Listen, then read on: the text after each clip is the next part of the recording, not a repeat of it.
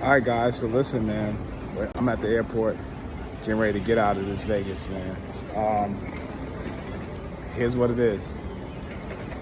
I want to just say that the fight was phenomenal. It was everything that I expected it to be, plus more. It was everything, right? Before I get into all the good stuff, I want to just talk about some of the cons. After Bud's performance and the narrative around boxing and where boxing fans like myself enjoy the sport and how dudes work and put in on their craft, and then you have dudes that just think they can get in and brawl, right?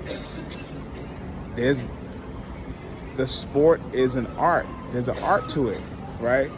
And some guys will come in, they're not doing good training, they're not doing good conditioning, they're not practicing on their weaknesses, they're not improving on their skills, they're just coming in to brawl. Brawling won't get it done. That's not what the sport is about. The sport's not about brawling. The sport is about boxing, defense, picking your opponent apart, picking your shots, being accurate, being precise. The guy with the better skills always wins. And you have to practice it. You have to work on that craft. Look, Tyson had good footwork. He worked on that craft. He had great footwork. And he was a big guy, right?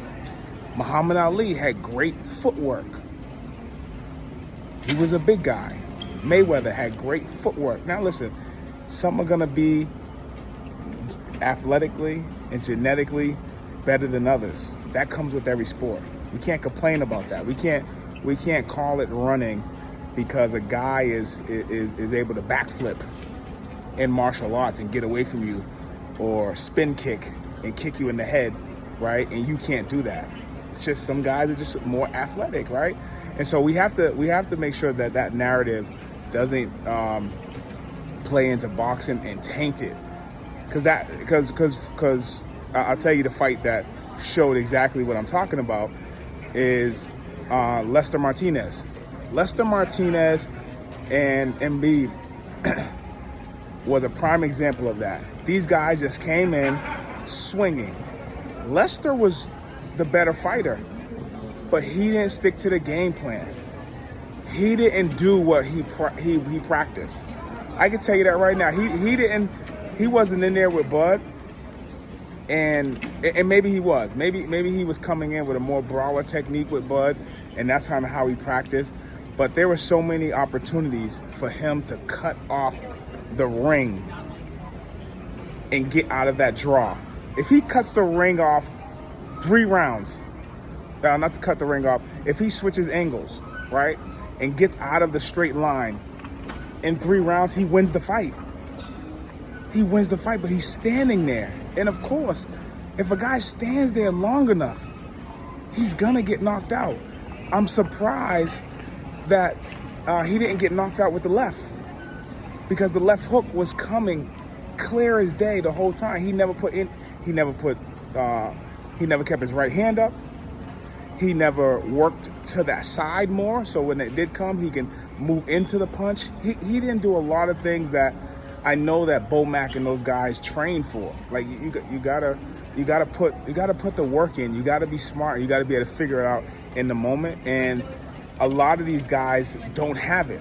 So if they don't have it, that's eliminating them. We shouldn't be praising them for getting in the middle of the ring, going 10 rounds and getting a draw. That's boring, bro. I can go watch bare knuckle whatever and just watch that just until somebody hits somebody. No skill. Bud showed what the sport is about.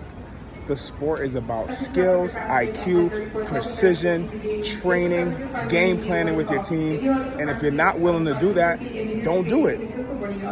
Go do something else. That's just what it is. Don't stick around and try to insult the sport. The sport is the sport.